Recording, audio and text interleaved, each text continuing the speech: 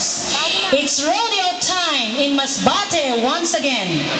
Feel the excitement as our local cowboys and cowgirls pit their bronze against boring bronze in Western-style rodeo events like bull riding and stir wrestling, apart from our local games like the good old Carabao race.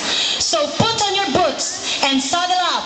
It's going to be a rope slinging, dance-kicking show, presenting our yodeling cowgirls and the high readiness, routine tootiness cowboys from Grade 1 Pink, Red and Yellow, our very own junior rodeos. Let's give them a big hand.